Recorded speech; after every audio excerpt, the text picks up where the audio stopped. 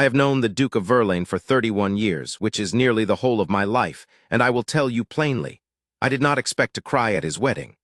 I am not a man given to that sort of thing. I had watched him bury his mother, his younger brother, and 2 wars' worth of men he called friends, and not once had I seen him let it show. But the morning he stood before his staff, and his solicitor, and a woman who had arrived at his door as nothing more than a settled debt, and said the words he said, I felt something catch in my throat that I have not entirely recovered from. This is the story of Miss Alara Voss, the daughter of a ruined man, and of what she made of the most carefully closed duke in England. Her father, one Gerald Voss, had borrowed, let us call it a considerable sum, against the security of his estate, a manor in Wiltshire that had, through his own inattention and a run of genuinely poor harvests and one catastrophic investment in a canal that was never built, ceased to be worth what he imagined it to be. The estate collapsed in the spring. The creditors arrived in the summer. And by September, the Duke of Verlaine, who held the largest note, was left with a choice. Take the property and its debts and the ruinous legal entanglement of its dissolving staff, or accept the alternative arrangement that Gerald Voss, in a final act of spectacular self-preservation, proposed. His daughter was unmarried. She was 24. She was, as her father put it in the letter, and I was standing in the library when the Duke read it aloud to me, voice flat as a winter road, presentable, educated, healthy, and free of encumbrance. He offered her as a contracted wife. 6 months of appropriate residence, an heir if Providence allowed it, and the debt would be considered cleared. If the Duke found the arrangement entirely unsatisfactory after the 6 months, a modest settlement for the young woman and no further obligation on either side. I watched the Duke's face while he read it. I have learned over 31 years to watch his face carefully because very little of what he feels reaches it. What I saw, reading that letter, was not contempt and not cruelty. It was something quieter and harder to name. He set the letter down. He poured us both a glass of something and said, Send word that I'll accept. I said, Verlaine, she is a person. He said, I am aware of that, Fenham, and nothing more, and I understood that the conversation was closed. She arrived on a Tuesday in mid-October when the leaves on the Linden Avenue had turned fully and the sky was the color of old pewter. I was at the door because I happened to be staying and because I wanted to see it. The carriage was not what I expected. It was modest, hired, the sort of thing a woman arranges herself when there is no longer a household staff to arrange it for her. She stepped out alone. No maid. A single trunk. She was wearing a gray traveling coat that had been well made once and was now simply respectable, and she looked at Verlaine Hall for a long moment, took it in, the whole imposing front of it, the stone and the windows and the staff lined up in the October cold. And then she turned and paid the coachman herself and thanked him by name. I had not expected that. The Duke came down the front steps precisely as protocol required, not a second early and not a second late. He was wearing his usual dark coat. He looked, as he always looks, like a man who has made the deliberate choice to be difficult to approach. She walked toward him across the gravel. She did not hurry, she did not look frightened. She looked like a woman who had been frightened so long that she had simply moved through it and come out on the other side carrying only what she needed. She said, Your Grace, I am Alara Voss. I imagine you know why I am here. He said, I do. Welcome to Verlaine Hall, Miss Voss. And that was it. He showed her in. He introduced her to the housekeeper, Mrs. Carver, and the cook and the head of the stables, in exactly the order a new mistress of the house ought to be introduced. He was perfectly correct. He was perfectly distant, and he went back to his study before the tea was poured. I stayed. I am not proud of all of my reasons. She poured the tea herself without fuss and offered me a cup with the kind of ease that tells you a woman has been doing things for herself for some time. She said, You're Lord Fenham, his friend, I think. I said, his oldest, yes. She considered that, turning her cup in her hands. Then you'll know whether he is cruel. I said, he is not. He is governed and he is private and he has been hurt enough to build considerable walls, but he has never been cruel. She nodded as though filing that carefully away beside something else she was already sorting through. Good, she said. Then I think we will manage. The thing about the Duke of Verlaine, the thing most people who fear him do not understand, is that he notices everything. He simply says nothing about it. He noticed within the first week that Alara Voss rose before the household to walk the kitchen garden in the cold, not because anyone asked her to, but because she was the sort of woman who needs to know the shape of a place before she can settle in it. He noticed that she read in the library until well past midnight and replaced every book exactly as she found it, spine flush with the shelf's edge, ribbon markers in their original position. He noticed that she learned the names of every servant within 3 days, not as a performance of warmth, but because she had already had a real conversation with each of them, and the names were simply what you call people you have spoken with. He told me none of this. I know it because I watched him notice it. The first thing he left for her was a better candle.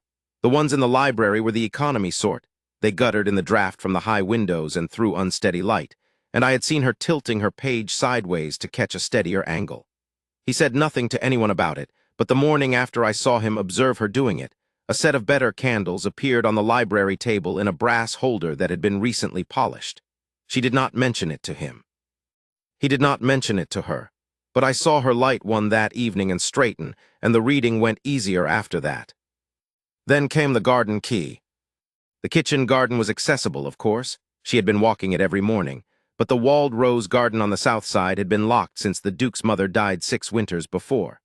Alara had asked one of the undergardeners about it, casually, the sort of question you ask when you are learning a place and want to understand which doors are simply closed and which are closed for reasons.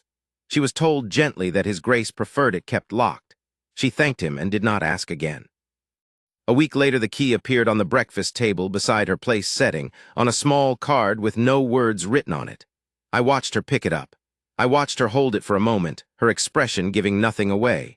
She put it in her coat pocket and went about the morning.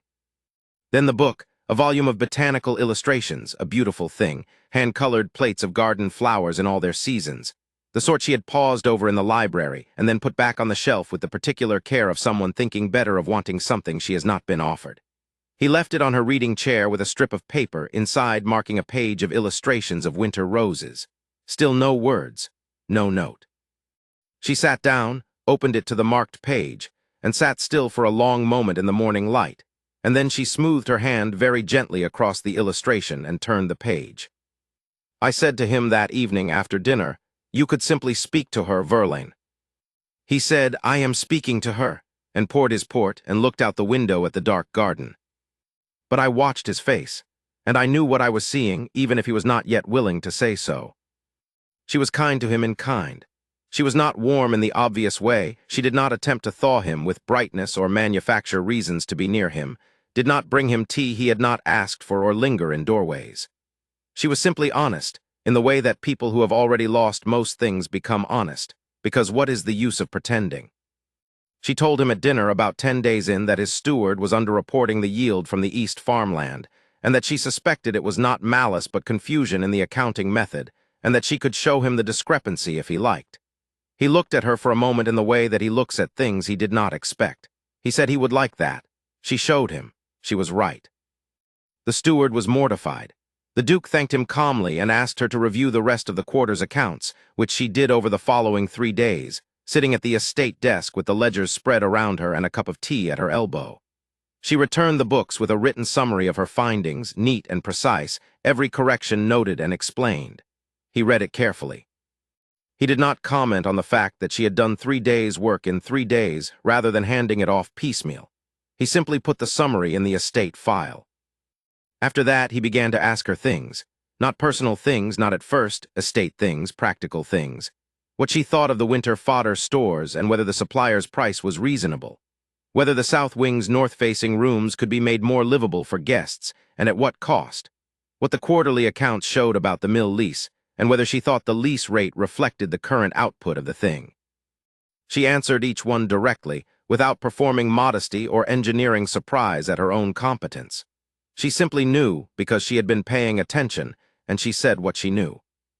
He told me, one evening in November, after she had gone upstairs, that the mill lease answer had been the thing. I said, "How so?" He said, because I had already had the same thought about the lease, and she arrived at it independently in a week, from the accounts alone, without being in the room when I was thinking about it. He paused. "She has very good judgment, Fenham." I said, "She does." He said, "It's a waste, the way she came here, the arrangement her father proposed." I said, "Yes." He was quiet for a moment. "It should not have been necessary," he said. She should not have had to come here the way she did. He picked up his glass and put it down again without drinking from it. I accepted because it seemed manageable. I thought a contracted arrangement would keep things at the right distance. It seemed logical. I said, "And is it manageable?" He looked at the fire for a long time. He said no. And then the subject was closed, as it always is with him, but something in the closing of it was different than before. It was not the closing of something finished. It was the closing of something that would have to be opened again when he was ready. The flood came in the second week of November, as floods on those low meadows tend to, in the particular way that has probably been flooding them since before the hall was built. A night of hard rain on already saturated ground, the river over its banks by early morning, and the 3 tenant cottages on the east field with water coming in under the doors before anyone had properly woken. I know what happened because I was there, roused by the stable lad at 4:30 in the morning with the news, and I dressed and came downstairs to find the Duke already in the front hall in his riding coat, organizing 2 of the outdoor men with torches. And then I saw Alara. She was already outside. She had heard it earlier than any of us, or had perhaps not been sleeping, I do not know which, and she did not say. She was standing in the east yard in her overcoat and her boots, with a lantern she had lit herself, and she had already spoken to 2 of the tenant wives who had come running with their children through the mud and the dark, and she was directing them toward the hall's back kitchen, which was warm and high-ceilinged and dry. She had already found Mrs. Carver, who had also appeared, because nobody asked the cook to stay in bed when there was trouble, either. And she had told her to start the fire and get the bread on and put the soup pot on to boil, because there would be cold people needing something hot before very long. She had a list in her hand.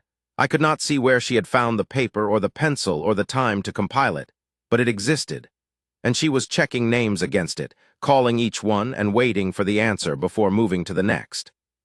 The Duke came out through the yard door and stopped. She looked up from the list, saw him in the torchlight, and said with the calm of a woman who has been managing things in the dark for years, "The Carow family and the Briggs family are accounted for. The Carows have the children with them, and Mrs. Briggs had the sense to bring the winter coats. I haven't heard from old Tomas Wren on the north end of the row. He doesn't move quickly, and the water may have come up faster on that side. Can you send someone who knows the path?" He sent someone.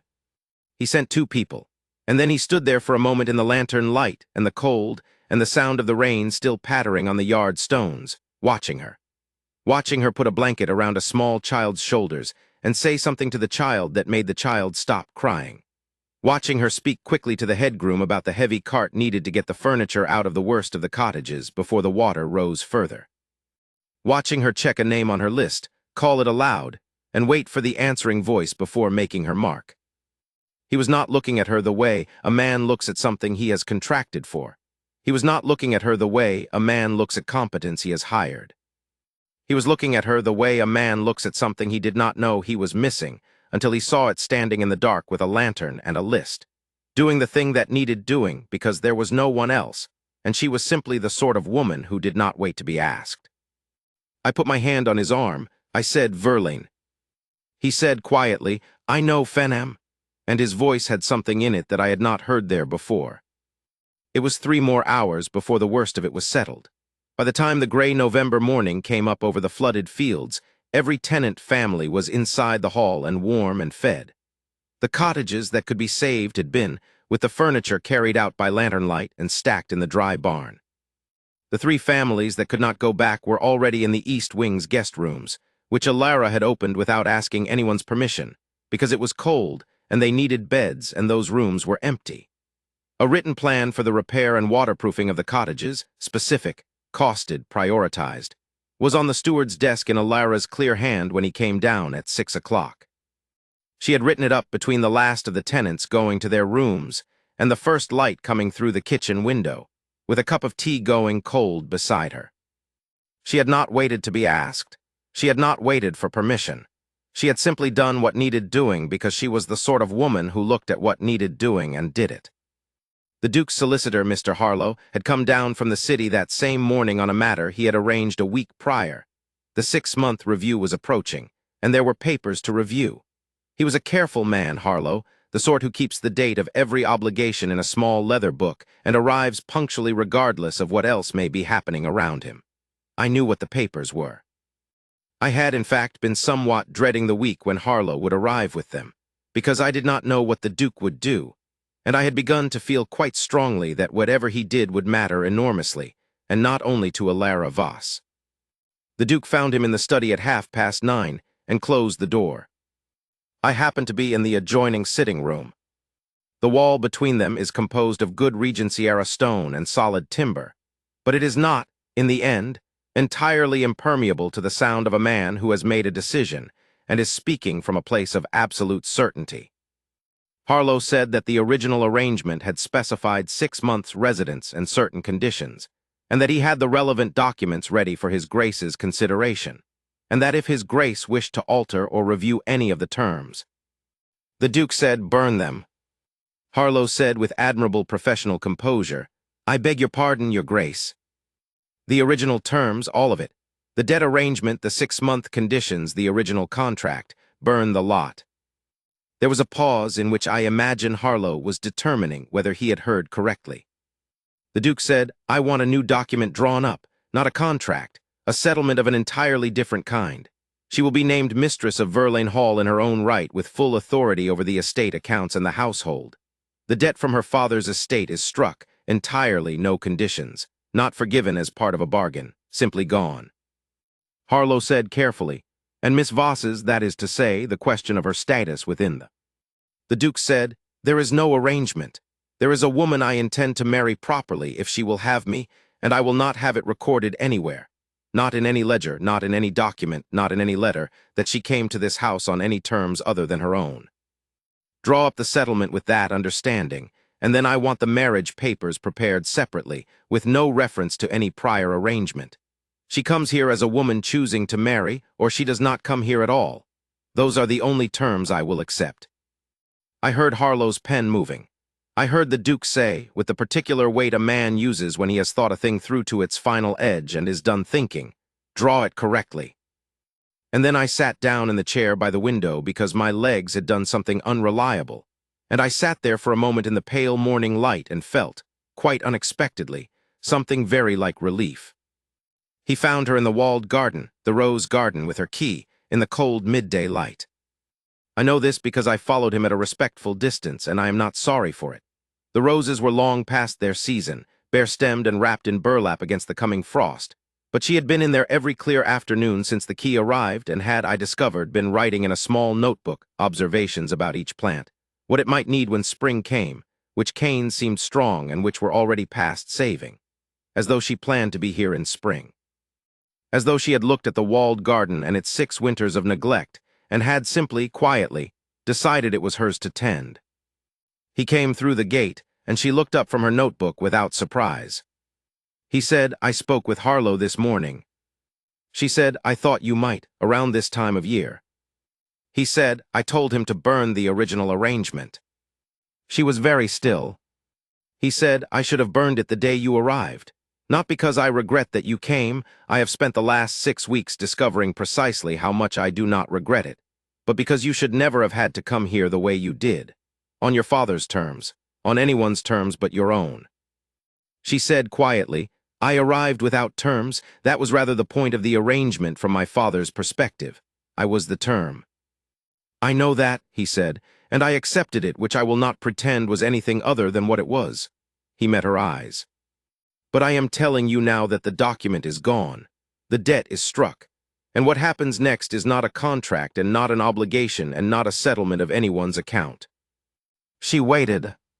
He said, "You fixed my steward's accounting method in a week. You have read half the library. You leave the garden better than you find it, including the garden that has been locked for 6 years, and that I did not know I wanted opened until you were in it every afternoon." He paused. "And you organized 3 cottages of frightened people in the dark in the middle of the night, and had a written repair plan on my steward's desk before the morning light, and I stood in the yard and watched you and thought, I have been managing things at a distance my entire life, and here is someone who does not manage things at a distance. Here is someone who simply meets what is in front of her and tends it." She looked at him with those careful eyes, the ones that take everything in and give back only what is chosen. He said, "I am not practiced at this. I should say that plainly. I have been closed is the word Fenham uses, and it is fair. There was someone years ago, and then there was not, and I found it easier after that to manage everything correctly at arm's length. Estates are more manageable at arm's length than people are. I thought a contracted arrangement would be the right sort of thing for a man who is better at management than he is at the rest of it. A pause. I was wrong. She said, "You left me better candles." He said, "Yes." "And the key?" "Yes." "And the book with the winter roses marked?" "Yes." His voice was quieter now. And I could not stop myself doing those things, which was the first indication I had that my plan was not working. I am not, in general, a man who does things he cannot explain. She closed her notebook. She looked at him for a long moment in the pale winter light, the bare rose canes all around them, frost beginning on the stone walls. She said, "I am not going to pretend that I did not notice. I notice everything, you know that by now." He said, "I do." She said, "I came here expecting a transaction. I was quite clear-eyed about it. I expected to be received correctly and managed at a distance, and to make the best of the situation I had been placed in, and perhaps to have a decent library and a walled garden and a life that was, if not what I would have chosen, at least honest and without cruelty." She paused. "And then you left me better candles. And I found, rather to my own inconvenience, that I minded more about the distance than I expected to. That I kept waiting for." She stopped. He said, "For what?" She said, "For you." He took one step toward her, just one. The gravel was cold under his boots and the garden smelled of frost and old stone. He said, "Will you marry me? Properly. Not as a settlement and not as an arrangement. As the thing you have already been making yourself, which is the only person in 6 years who has found the door of this place and walked in as though she belonged here and made me mind whether she stayed." He said it carefully, the way a man says something he has spent a long time choosing the words for and is not certain he has found the right ones. "As the woman I want standing beside me in the spring, when those roses come back, if you think they're coming back." She looked at him for a long moment. The wind moved through the bare canes. She said, "Yes. Though I should tell you the East Field accounts still need a closer look, and I think the mill lease is being let at 2/3 of its proper rate, and at least 4 of those canes will not survive another winter without new root stock entirely." He said, with something that was almost a smile, that particular barely there thing his face does when something has undone him enough to show it, "I expected nothing less." And he gave her his hand, there in the winter garden, and she took it. I did cry in the end. Not at that moment was theirs, and I had the good sense to look away. But later at the wedding, which was a small and decent affair in the Verlaine chapel with the household staff and the tenant families who had spent the night of the flood in the East Wing and a handful of friends, when he took her hand at the altar, and I saw his face, not the face he keeps for the world, the correct and governed one, but the one underneath it, which I had only seen twice before in 31 years, and which meant that the walls were down, that was when it got me. He had told me once, years before the letter from Gerald Voss ever arrived, that he was not sure he was built for the kind of devotion that makes a man foolish over another person.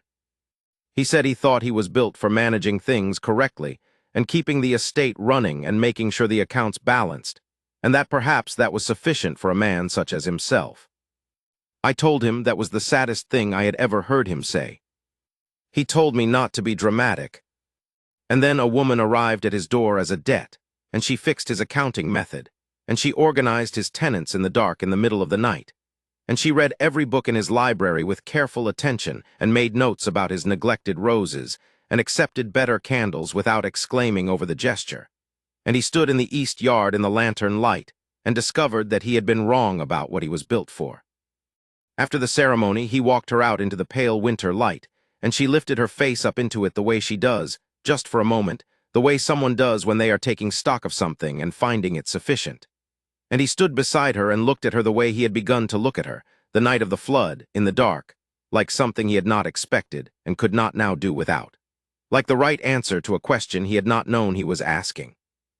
He had come to me a week before the wedding and asked whether I thought she was content, whether she had said anything about him, about Verlaine Hall, about the shape of the life she was choosing rather than being fitted into. I told him what she had actually said. One afternoon when he was out on the estate, she had set down her cup and said that she had spent most of her life making the best of circumstances she had not chosen. That this had made her practical, and it had made her patient, and it had made her better at most things than she would otherwise have been, and she did not resent it. But that this was the first time she had found herself making the best of a circumstance and realizing, somewhere in the middle of making the best of it, that she was not making the best of it at all. She was simply, and she had searched for the word and found it home. He was quiet for a long time. Then he said, "Good."